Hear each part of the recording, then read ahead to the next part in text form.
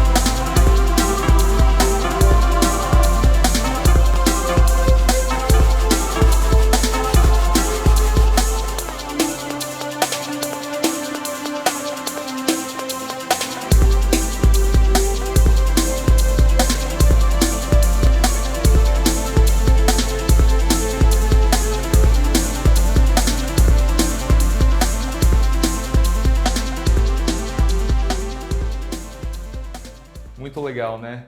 Mas agora, algumas considerações técnicas que vocês precisam saber.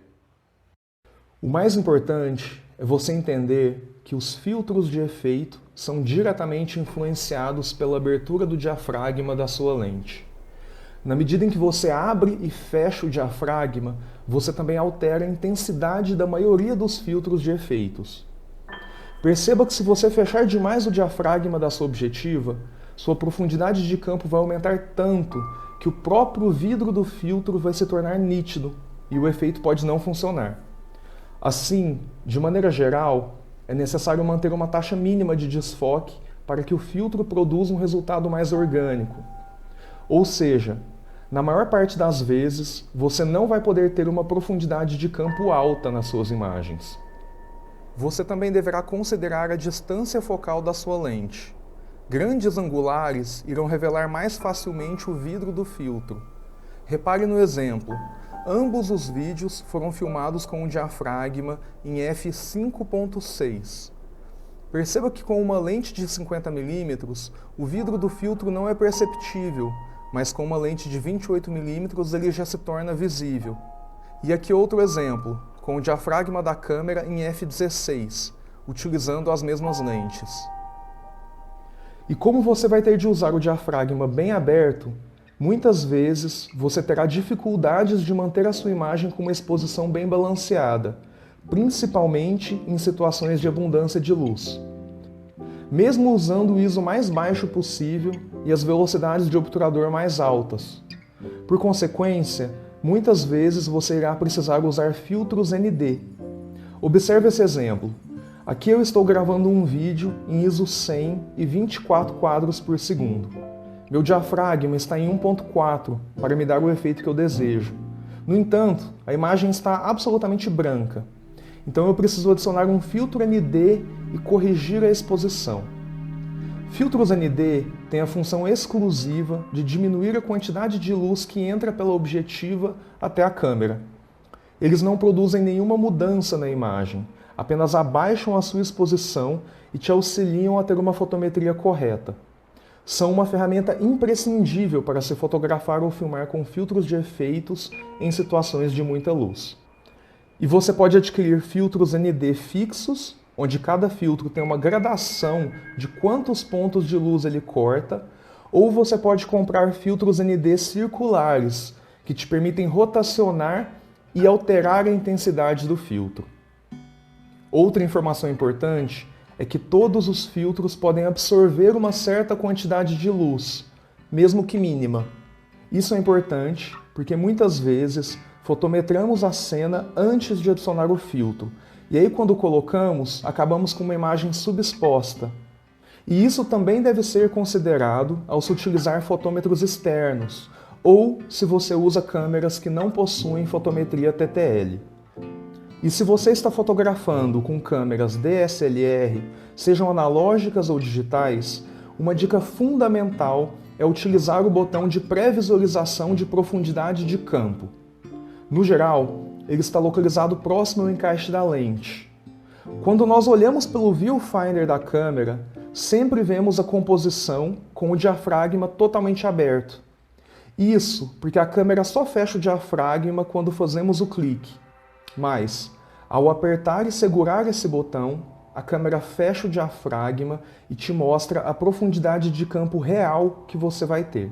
Ou seja, se você não utilizar o botão de pré-visualização de profundidade de campo, você não vai conseguir ver realmente como o filtro reage às mudanças que você faz no diafragma. E pode acabar com um resultado bem diferente do que você visualizou no viewfinder. Você pode desconsiderar essa informação se você está usando um celular ou se você está usando a sua câmera no modo Live View, vendo a imagem diretamente no visor de LCD da sua câmera. Porque nesse caso, a câmera já reproduz a imagem com a profundidade de campo real.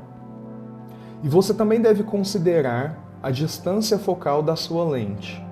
Lentes angulares, médias e teles irão reagir de maneira diferente a alguns filtros.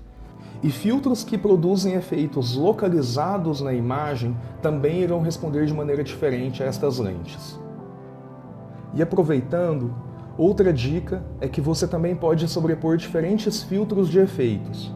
Basta rosquear um filtro sobre o outro, adicionando novas interferências. Neste exemplo, eu estou usando o Color Burst junto do Six Parallel. Agora, onde encontrar esses filtros? Como a grande maioria deles não é mais fabricada, a sua melhor chance vai ser com lojas e comerciantes de fotografia analógica. Você pode encontrar alguns no Mercado Livre ou em grupos de discussão, como Queimando Filme no Facebook, ou em lojas físicas, como a Prete Cine Foto na Galeria 7 de Abril em São Paulo. Fabricantes tradicionais de filtros, como a Kenko e a Roya, ainda produzem alguns filtros de efeitos, mas as opções são limitadas. E há empresas novas, como a norte-americana DreamFX, que produz uma grande diversidade de filtros de efeitos, com o bônus de produzir em diâmetros maiores, para que os filtros possam ser usados com lentes de cinema, por exemplo. E temos também a loja brasileira Prisma Lab, que produz filtros menores especificamente para celulares. Eu vou deixar o link de todas essas empresas na descrição do vídeo para ajudar vocês. Então é isso. E aí, você já usou filtros de efeitos para fazer uma foto ou um vídeo? Se sim, deixe um comentário com as suas experiências e compartilhe uma imagem para a gente ver. E se ficou alguma curiosidade ou dúvida, escreve aqui ou me manda uma mensagem. Vai ser um prazer continuar a conversa com vocês.